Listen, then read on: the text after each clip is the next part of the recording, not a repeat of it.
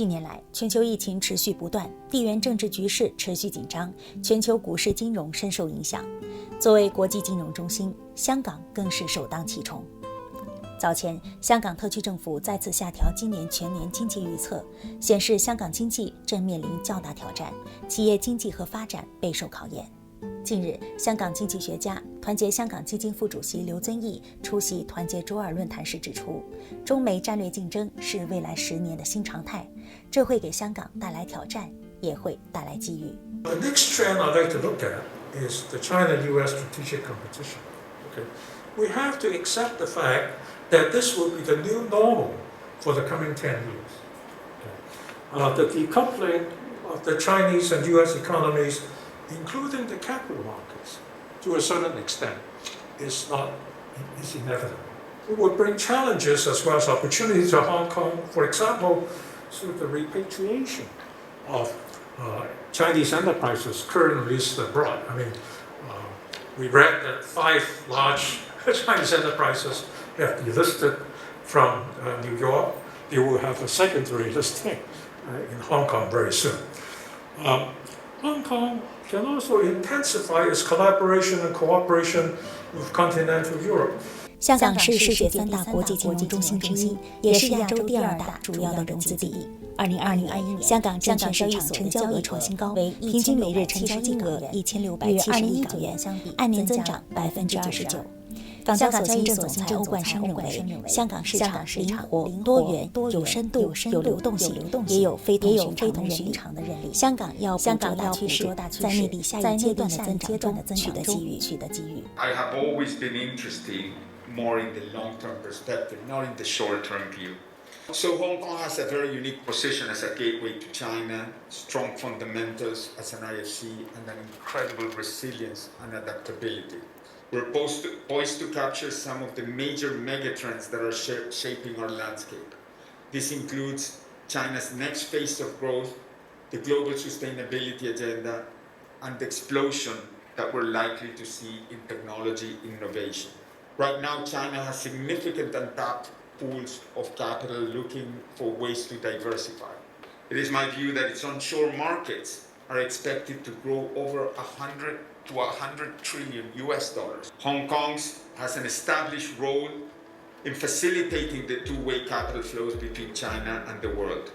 人民币国际化进程也推动了香港国际金融中心的发展。随着中国经济腾飞，内地新增很多跨境人民币交易业务，推动了香港人民币业务的急速发展。如今，香港拥有全球最大的离岸人民币资金池、全球最大的离岸外汇市场和人民币市场，但人民币国际化还有很大的发展空间。 Now, if you look at China, Chinese trade share is actually higher than the U.S., but China, the renminbi only accounts for 2% of world settlement. Okay. Well, what this says is that there's plenty of room for the increase of use of renminbi in world settlement. It will actually occur gradually and increasingly. 除了上述优势外，刘遵义认为，香港最独特和重要的优势是内地资产的大量需求和大量供应汇合在一起，这是香港跑赢其他竞争对手的主要原因。目前，内地企业在香港交易所的 IPO 年交易量和成交量已占到了1半以上。 The wealth of mainland China provides the backstop for Hong Kong as an international financial center. Singapore has neither the standby buying power nor the supply. All right, so that means it cannot really be a very effective competitor. Saudi Arabia and UAE, they have lots of buying power, but they cannot provide supply. Tokyo actually is the only city in Asia that actually potentially have both the demand and the supply. But Tokyo does not seem to want to become an international financial center. Japan also doesn't want, for many reasons, the yen to become a significant international medium of exchange. Shanghai is a potential competitor to Hong Kong, but China is actually large enough.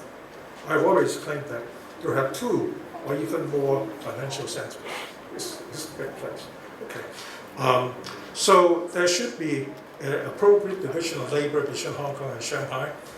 They should intensify the collaboration and cooperation. 上海是否会威胁到香港的国际金融中心地位呢？香港金融管理局前总裁陈德霖认为，关键在于内地的资本管制是否放开。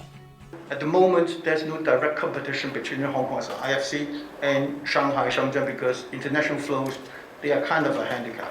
There's no doubt about it. But if one day, I don't know when, if those controls on the mainland are lifted, would that mean Hong Kong will be doomed? I can tell you, my view is exactly the opposite. That means capital can move freely between mainland China and Hong Kong and the rest of the world. The volumes are gigantic. Then it's free competition. It's entire different world. 香港要如何巩固国际金融中心的地位呢？专家们有多个建议。陈德霖认为，快速向数字化转型很重要。Singapore is ahead of Hong Kong in promoting the development and trading of digital assets. A large number of experts and practitioners in blockchain technologies have now moved to Singapore, as they see more opportunities there.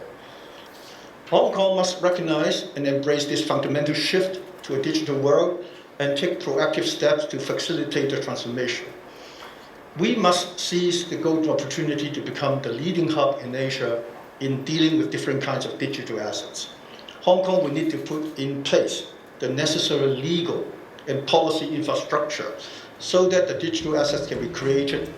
增加内地与香港的资本流通渠道是专家们的第二个建议。内地与香港已推出了多项互联互通机制，如沪港通、深港通、债券通等。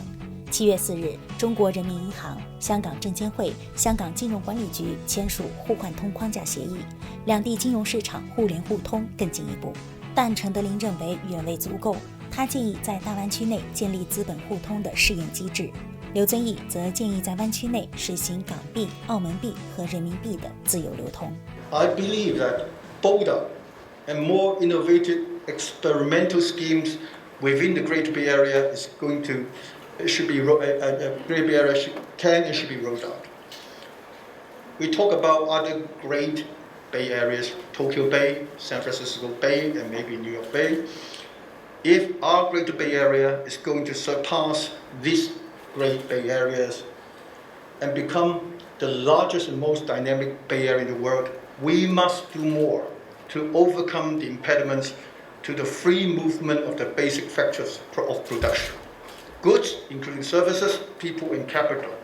One possible experimental scheme is what I've suggested before, a form of capital connect that will allow freer flow of capital within the Greater Bay Area for capital raised through the designated funding platforms in the Greater Bay Area, such as the stock markets and the bond markets. To ensure that the funds raised through the Capital Connect do not circulate outside the Greater Bay Area, it would be possible to deploy the latest blockchain technology to trace the fund flows and prevent its circulation and use outside the Greater Bay Area. 快来订阅通识，按旁边小铃铛给我们点赞和分享哦！如果有什么想说的，也欢迎在下面多多留言呀。